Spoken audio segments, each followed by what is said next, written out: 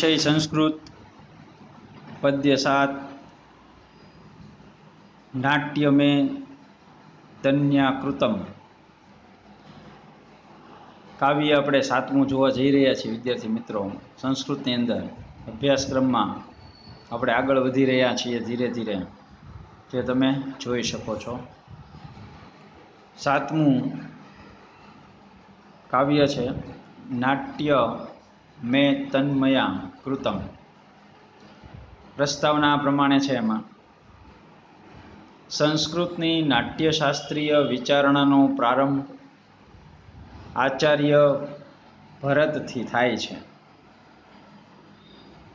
નાટ્યાચાર્ય તરીકે પ્રસિદ્ધિ પામેલા આ આચાર્ય ઈસવીસનની 3જી શતાબ્દીની આસપાસ થઈ ગયા છે।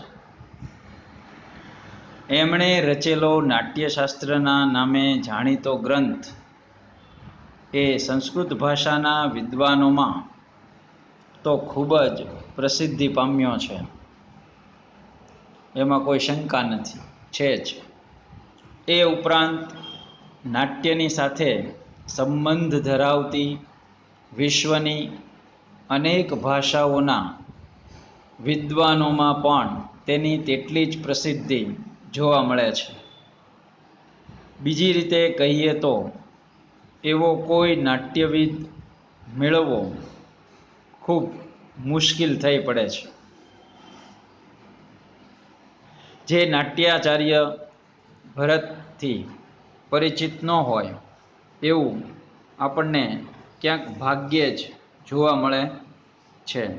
આ જે ભરતનાટ્યમ છે એની અંદર ભરત મુનિએ સ્વર્ગના દેવતાઓ જે છે એ સ્વર્ગના દેવતાઓએ ભરત મુનિ જે છે એમને પ્રાર્થના કરી હતી કે પૃથ્વી ઉપર લોકોના અનુરંજન માટે થઈને, એના મનોરંજન માટે થઈને કંઈક એવું તમે કરો કે જેના કારણે લોકો જે છે એ ખૂબ આનંદ અને પ્રમોદ કરી શકે। એ માટે થઈ અને ભરત મુનિએ જે છે એ આવા નાટ્યશાસ્ત્ર જે છે એમણે સુંદર રીતે એક આખી રચના ઊભી કરી હતી। એમાં 6 રસ અને અન્ય બાબતો એમાં નિયુક્ત કરી અને પૃથ્વી પરના મનુષ્યોને મનોરંજન આપવા માટે આ રચનાઓ જોવા મળે છે। આગળ જોઈએ આપણે। નાટ્યશાસ્ત્ર પોતાના નામે અથવા તો પોતાના નામ પ્રમાણે નાટ્યને લગતી પ્રાયઃ તમામ શાસ્ત્રીય બાબતોનો, શાસ્ત્રીય એટલે સૈદ્ધાંતિક બાબતોનો વિચાર કરે છે। એના પ્રથમ અધ્યાયમાં જે નાટ્ય ગ્રંથ રચ્યો છે એનો પહેલો અધ્યાય, તો પ્રથમ અધ્યાયમાં નાટકની ઉત્પત્તિને લગતી એક કથા એમાં આપવામાં આવી છે। તે મુજબ દેવો બ્રહ્માની પાસે ગયા અને તેમની પાસે એક એવા ક્રીડનીયક એટલે કે રમકડાની માંગણી કરી કે જે આનંદની સાથે સાથે મનુષ્યને ઉપદેશ પણ આપી શકે તથા દરેક વ્યક્તિ તેનો સરળતાથી ઉપયોગ કરી શકે। આ માંગણીના પ્રતિભાવમાં બ્રહ્માએ દેવોને જે ક્રીડનીયક આપ્યું એટલે કે રમકડું આપ્યું તે જ નાટ્ય। દેવોએ આ નાટ્યરૂપ ક્રીડનીયકને ભરત મુનિને સોંપ્યું। ભરતે પોતાના 100 પુત્રોની મદદથી ઇન્દ્રધ્વજ મહોત્સવ પ્રસંગે સૌ પ્રથમ નાટકની તેમણે સ્ટેજ ઉપર ભજવણી કરી હતી અને એનો પ્રયોગ નાટ્ય પ્રયોગ કર્યો હતો। નાટ્યની ઉત્પત્તિની કથાના આ પ્રસંગમાં નાટ્યને લગતી કેટલીક મહત્ત્વની વિગતો પણ આપવામાં આવી છે. આમાંથી નાટ્યને ક્યાંથી અને કેવી રીતે આકાર આપવામાં આવ્યો છે એ શ્લોક 1 થી 3ની અંદર પ્રસ્તુત કર્યું છે. આ નાટ્ય શું કરશે એની માહિતી શ્લોક 4 થી 8ની અંદર રજૂ કરી છે. અને આ નાટ્ય શું છે એ શ્લોક 9 એ 3 બાબતોને લગતા 9 શ્લોકોનો સંગ્રહ અહીં આગળ કરવામાં આવ્યો છે. આ શ્લોકો છે એ અનુષ્ટુપ છંદની અંદર રચાયેલા છે, જોવા મળે છે. એમાં જો પહેલો, બીજો અને ત્રીજો શ્લોક આપ્યો છે જે અનુષ્ટુપ છંદની અંદર છે.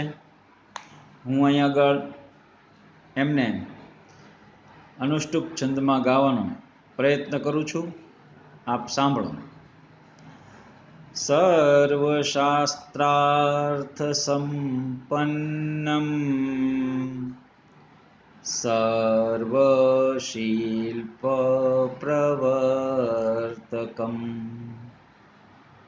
નાટ્યાખ્યમ પંચમમ વેદમ સેતિહાસં કરોમ્યહમ. બીજો શ્લોક છે એવં સંકલ્પ્ય ભગવાન સર્વવેદાનનુસ્મરન નાટ્યવેદમ તચ્ચક્રે ચતુર્વેદાંગ સંભવમ જગ્રાહ પાઠ્યમ મૃગવેદાત સાંભ્યો ગીતમેવ ચ યજુર્વેદાદભિનયાન રસાનાર્થર્વણાદપી. તો આમ 3 શ્લોકો આપણી સમક્ષ એટલે કે તમારી સામે રજૂ કર્યા છે.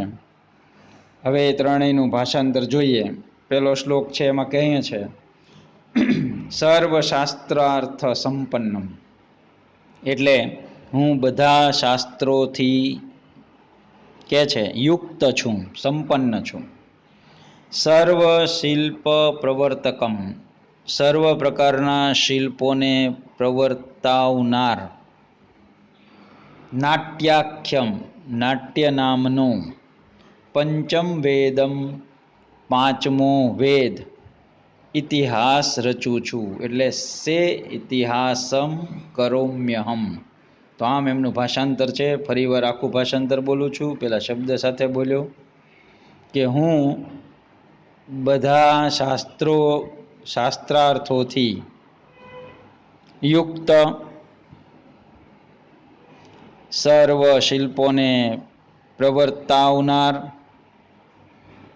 નાટ્ય નામનો 5મો વેદ ઇતિહાસ રચું છું. બીજો શ્લોક છે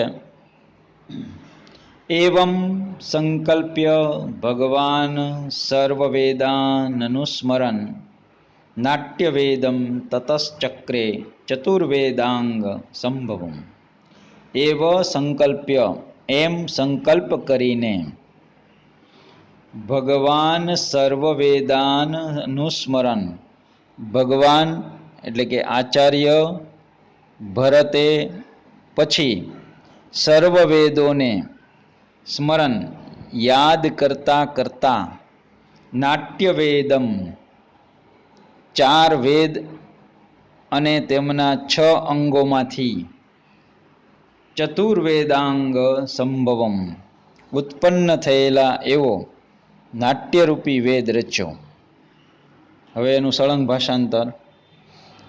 એમ સંકલ્પ કરીને ભગવાન આચાર્ય ભરતે પછી સર્વ વેદોને યાદ કરતાં કરતાં 4 વેદ અને તેમના 6 અંગો એટલે કે વેદાંગો શિક્ષા, કલ્પ, તરુ વગેરે એવા જે એના 6 અંગો છે તે એને વેદાંગ કહે છે.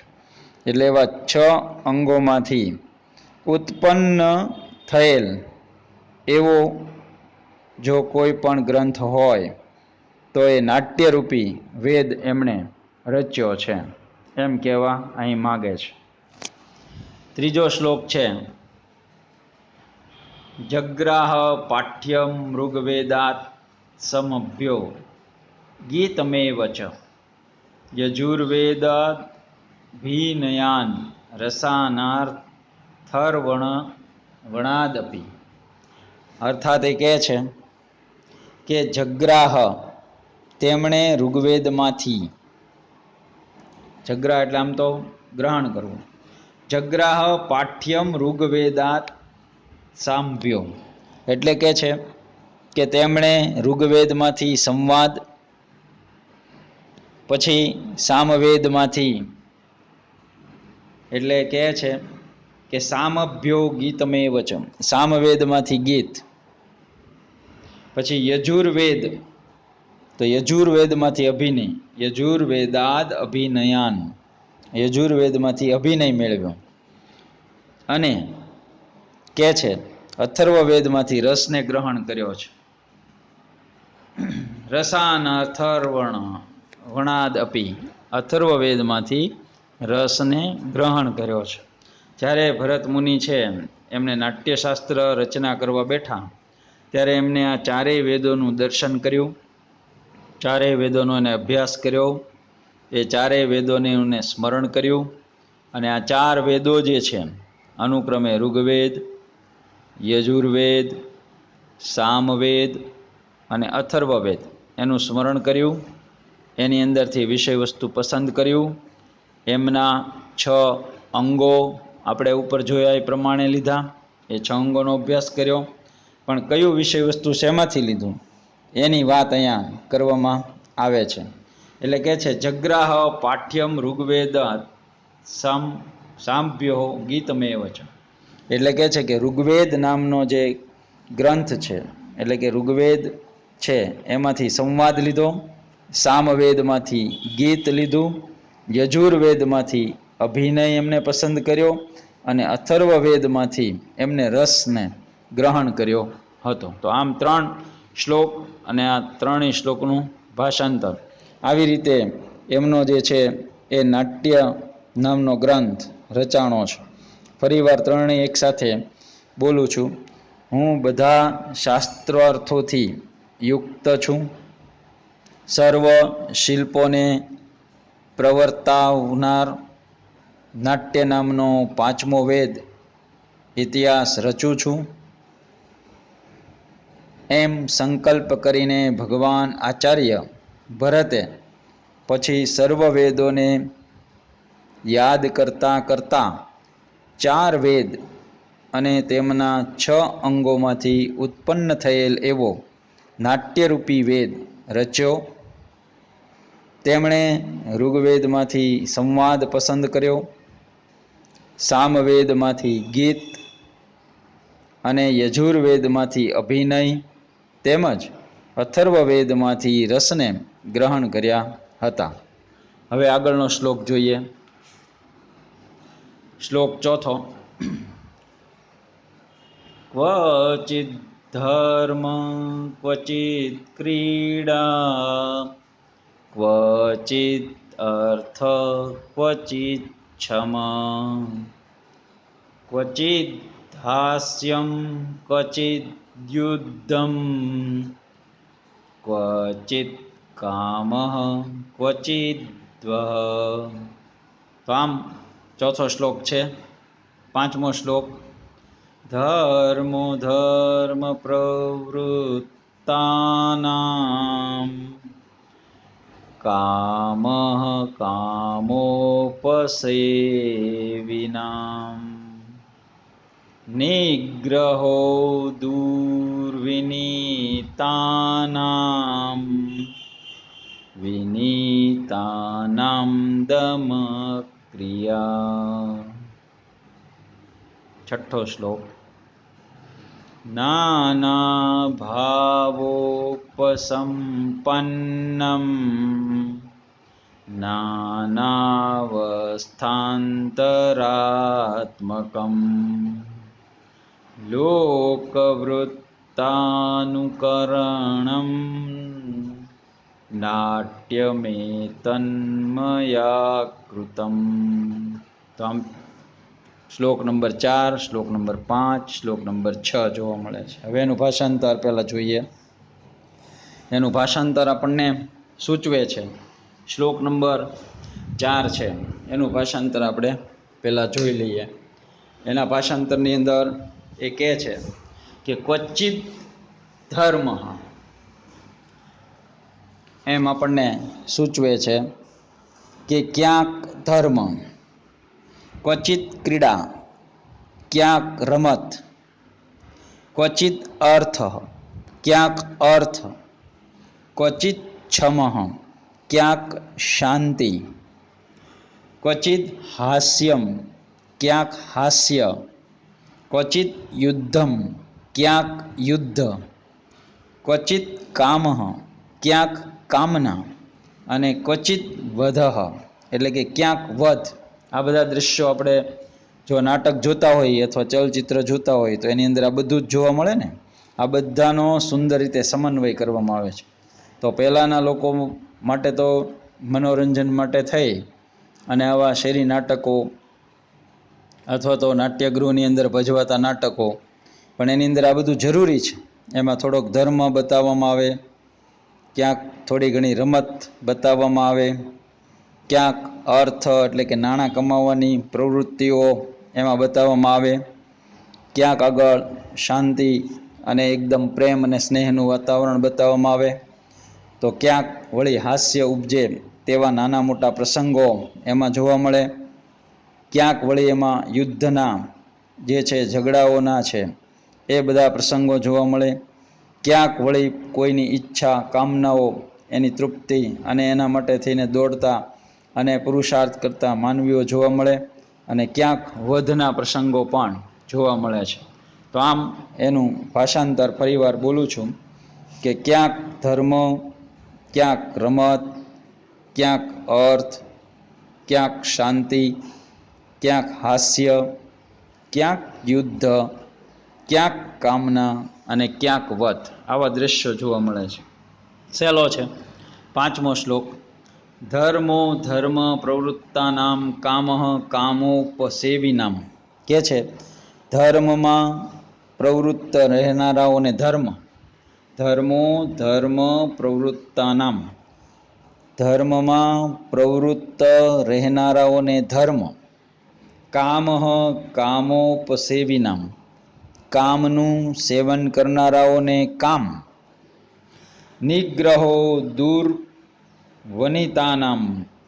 કે છે કે ખરાબ વર્તન કરનારાઓને સંયમ, દમક ક્રિયા તથા વિનયપૂર્વક વર્તનારાઓને દમન કરવાની ક્રિયા જે છે એ જોવા મળે છે.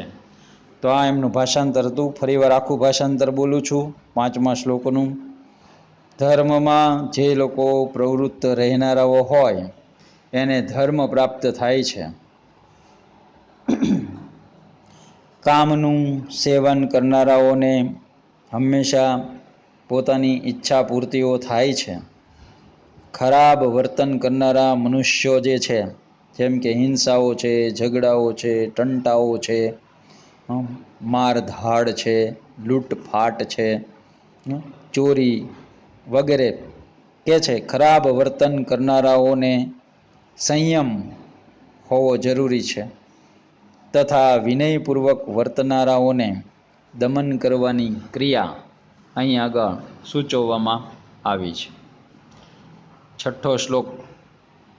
નાના ભાવો સંપન્નમ વિવિધ ભાવોથી યુક્ત નાનાવસ્થાંતરાત્મકમ વિવિધ અવસ્થાઓ અંતરમાં લોકવૃત્તાનુકરણમ ધરાવનારું અને લોકોના આચરણનું અનુકરણ કરનારું લોકવૃત્તાનુકરણમ અને લોકોના આચરણનું અનુકરણ કરનારું નાટ્યમે તન્મયા કૃતમ આ નાટ્ય મેં રચ્યું છે એમ ભરત મુનિ કહે છે કે આવી રીતે મેં આ નાટ્ય નામનો જે ગ્રંથ છે અથવા નાટ્ય નામનો જે પાંચમો વેદ છે એની મેં આમ રચના કરી છે.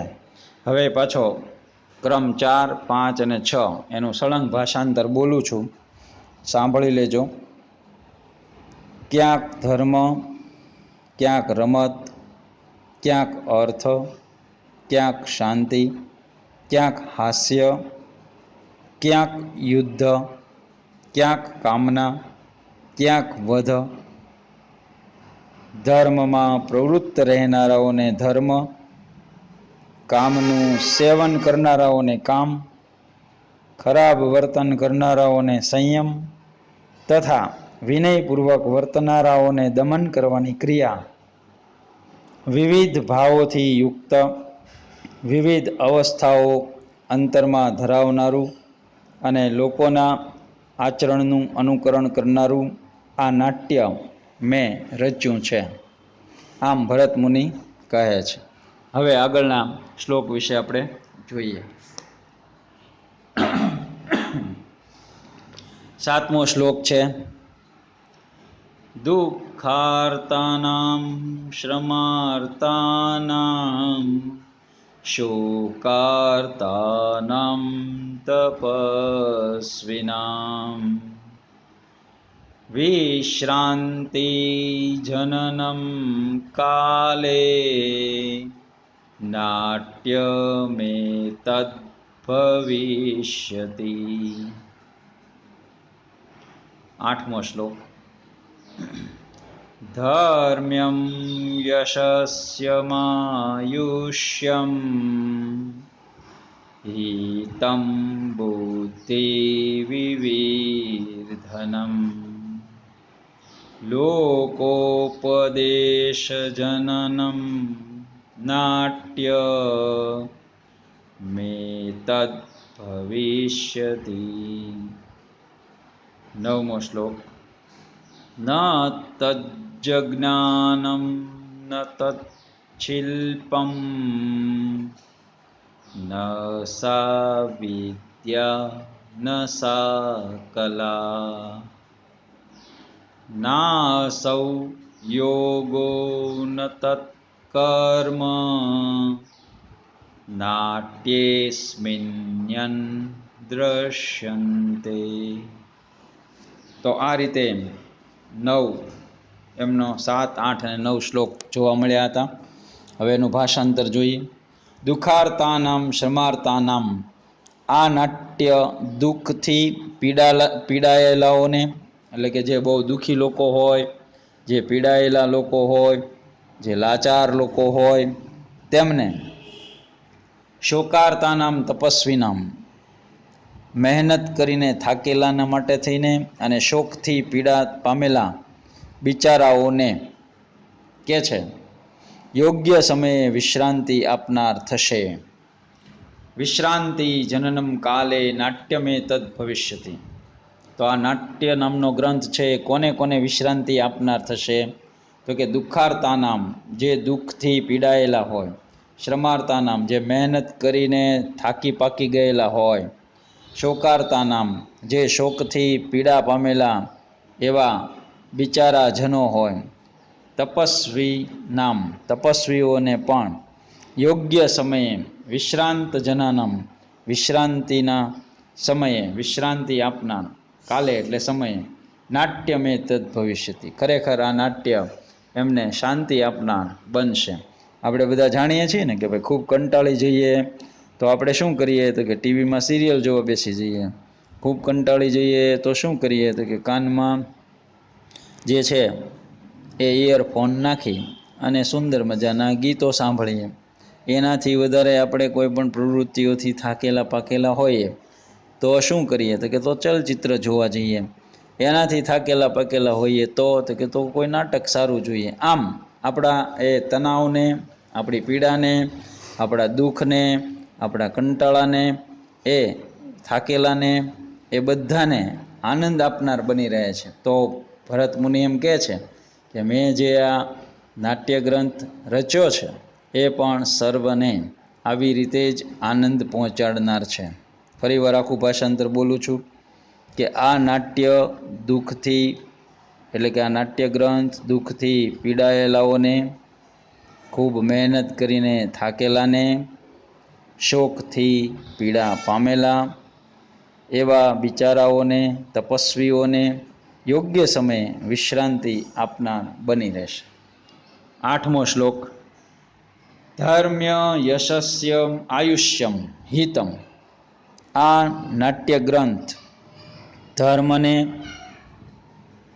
યશસ્ય કીર્તિને, આયુષ્યમ આયુષ્યને, હિતમ હિતકારક, બુદ્ધિ એટલે બુદ્ધિ, વિવર્ધનમ એટલે વધારનારું, ચ અને કે છે લોક ઉપદેશ જનનમ લોકોને ઉપદેશ આપનારો થશે. નાટ્યમે તદ ભવિષ્યતિ. આ નાટ્ય ગ્રંથ એ પહેલાં લઈ લેવાનું. નાટ્યમે તદ ભવિષ્યતિ એટલે આ મારા દ્વારા રચાયેલો નાટ્ય ગ્રંથ. ધર્મ્યમ એટલે કે છે કે ધર્મને, યશસ્ય કીર્તિને, આયુષ્યમ આયુષ્યને, હિતમ હિતકારક, બુદ્ધિ એટલે બુદ્ધિ, વિવર્ધનમ વધારનારું એટલે કે બુદ્ધિને વધારનારું, ચ એટલે અને, લોકોપદેશ જનનમ લોકોને ઉપદેશ આપનારું થશે. આમ એનું ગુજરાતી જોવા મળે છે. 9મો શ્લોક. ન તજ્ઞાનમ ન તચ્શિલ્પમ ન સા વિદ્યા ન સા કલા. એવું કોઈ જ્ઞાન નથી. ન તજ્ઞાનમ એવું કોઈ જ્ઞાન નથી. ન તત્શિલ્પમ એવું કોઈ શિલ્પ નથી. ન સા વિદ્યા એવી કોઈ વિદ્યા કે કળા નથી. વિદ્યા ન સા કલા એવી કોઈ વિદ્યા કે કળા નથી. ન સૌ યોગો એવો કોઈ યોગ. ન તત્કર્મ કે એવું કોઈ કર્મ નથી. નાટ્યમેસ્મિન્ય દૃશ્યતે જે આ નાટ્યમાં જણાતું નથી. આમ એનું ગુજરાતી છે. ફરીવાર બોલી જાઉં છું. એવું કોઈ જ્ઞાન નથી, એવું કોઈ શિલ્પ નથી, એવી કોઈ પ્રકારની વિદ્યા કે કળા નથી, એવો કોઈ યોગ કે કર્મ નથી જે આ નાટ્યની અંદર જોવા મળતું નથી અથવા જણાતું નથી. એટલે એનો કહેવાનો મતલબ એવો છે ભરત મુનિનો કે આમાં તમામ પ્રકારનું સાહિત્ય જે છે એ આવી જાય છે. નવ રસ એમાં આવી જાય છે. શૃંગારને પછી વીર રસ આવી જાય છે વગેરે. એમાં જે 9 રસો છે, હાસ્ય રસ આવી જાય છે. એ બધા જ પ્રકારના રસો, અને આમ 6 પ્રકારના રસો, ષડ રસ. તો એ રસ જે છે એ બધા એમાં આવી જાય છે. તમામ પ્રકારનું વર્ણન એમાં આવી જાય છે. વેદની તમામ બાબતો આવી જાય છે. વેદાંગની તમામ બાબતો આવી જાય છે. શાસ્ત્રની પણ તમામ બાબતો આવી જાય છે. સિદ્ધાંતોની પણ તમામ બાબતો આવી જાય છે. એટલે એ છેલ્લા શ્લોકમાં કહે છે કે ન તત્ જ્ઞાનમ એવું કોઈ જ્ઞાન નથી. ન તત્ શિલ્પમ એવું કોઈ પ્રકારનું શિલ્પ નથી. ન સા વિદ્યા ન સા કલા એવી કોઈ વિદ્યા કે એવી કોઈ કળા નથી. ન સૌ યોગ ન તત્કર્મ એવો કોઈ યોગ કે એવું કોઈ કર્મ નથી. નાટ્યમેસ્મિન્ય દૃશ્યંતે જે આ નાટ્યમાં જણાતું નથી. તો આવી રીતે મિત્રો આ 9 શ્લોક જે છે એ 9 શ્લોકોનું ભાષાંતર જોવા મળે છે. ફરીવાર હું શ્લોક 7, 8 અને 9 એ ત્રણેયનું ભાષાંતર સાથે બોલી જાઉં છું કે આ નાટ્ય દુઃખથી પીડાયેલાઓને, મહેનત કરી થાકેલાને, શોકથી પીડા પામેલા એવા બિચારાઓને, તપસ્વીઓને યોગ્ય સમયે વિશ્રાંતિ આપનાર બનશે. આ નાટ્ય ધર્મને, કીર્તિને, આયુષ્યને, હિતકારક, બુદ્ધિને વધારનારું અને લોકોને ઉપદેશ આપનારું બની રહેશે. એવું કોઈ પ્રકારનું જ્ઞાન નથી, એવું કોઈ શિલ્પ પણ નથી, એવી કોઈ વિદ્યા કે કળા નથી, એવો કોઈ યોગ કે કર્મ નથી જે આ નાટ્યમાં જણાતું નથી. આમ આપણને જોવા મળે છે. તો આ રીતે આપણે આ 9 શ્લોકો અને એમનું ભાષાંતર જોયું. હવે વિશેષમાં આપણે થોડું જોઈ લઈએ. એમાં તમને પૂછાય છે નોંધ 2 માર્કની. એ આ વિશેષમાં પહેલું છે એમાં કે નાટ્યાખ્યમ પંચવેદ, એના વિશે નોંધ લખો એમ તમને પેપરની અંદર પૂછાય છે. એ 2 માર્કની હોય છે. જોઈ લઈએ. સંસ્કૃત સાહિત્યમાં 4 વેદો પ્રસિદ્ધ છે, જે હમણાં આપણે ઉપર ભણીને આવ્યા: ઋગ્વેદ, યજુર્વેદ, સામવેદ અને અથર્વવેદ. સમગ્ર સંસ્કૃત સાહિત્યમાં 4 વેદોનું સ્થાન ખૂબ ઉચ્ચ છે. એમનો મહિમા પણ સૌથી વધારે છે. આ કારણે જ્યારે કોઈ પોતાને ઇષ્ટ એવા કોઈ ગ્રંથને મહત્ત્વનું સ્થાન આપવા ઈચ્છે કે તેનો મહિમા કરવા ઈચ્છે, ત્યારે તે પોતાના એ ગ્રંથને વેદની સાથે મૂકી આપે છે. વ્યાસકૃત મહાભારતના ચાહકો એનો મહિમા કરવાના માટે ભારતમ પંચમો વેદ, અર્થાત મહાભારત એ 5મો વેદ છે એમ કહે છે. એ જ રીતે અહીં પણ નાટ્યશાસ્ત્રનો મહિમા કરવા માટે થઈને નાટ્યશાસ્ત્રને 5મો વેદ કહેવામાં આવ્યો છે. આટલું એમાં તમારે લખવાનું છે.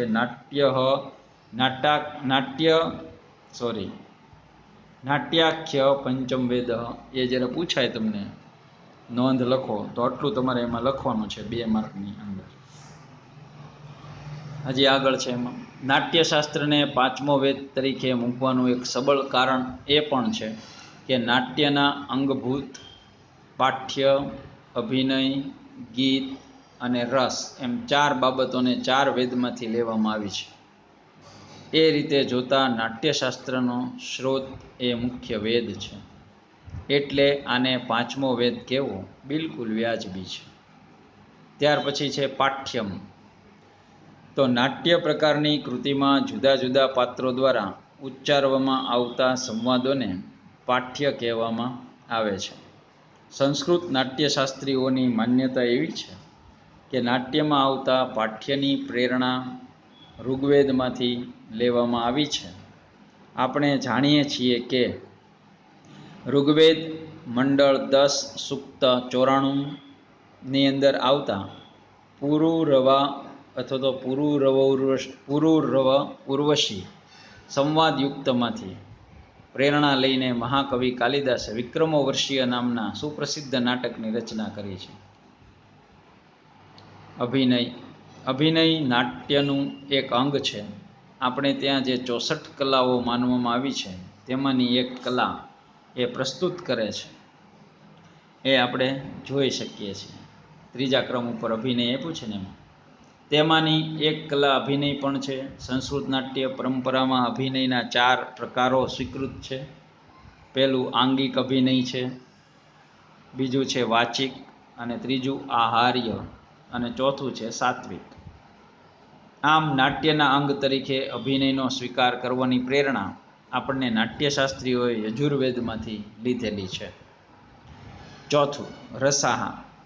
નાટ્યશાસ્ત્રમાં 8 રસ માનવામાં આવ્યા છે, જેમના નામ આ પ્રમાણે છે: શૃંગાર રસ, હાસ્ય રસ, કરુણ રસ, વીર રસ, રૌદ્ર રસ, ભયાનક રસ, બીભત્સ રસ અને અદ્ભુત રસ.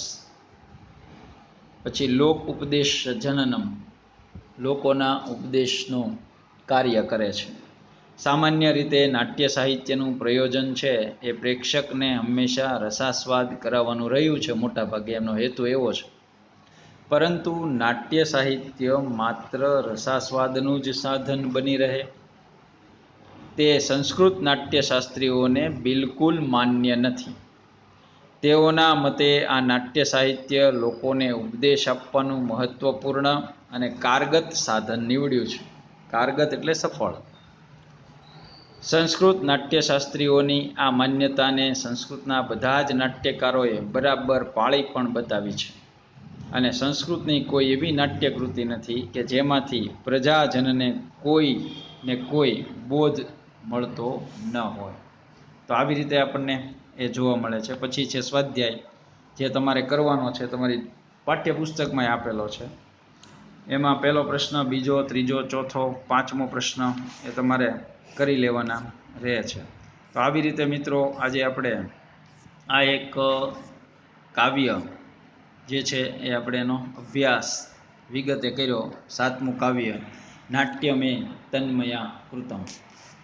હવે પછીનો જે વિડીયો છે એની અંદર આપણે જોશું અને હવે પછીનો અભ્યાસક્રમ જે છે એને આપણે આગળ વધારીશું. ત્યાં સુધી ભાર્ગવ સાહેબના જય શ્રી કૃષ્ણ.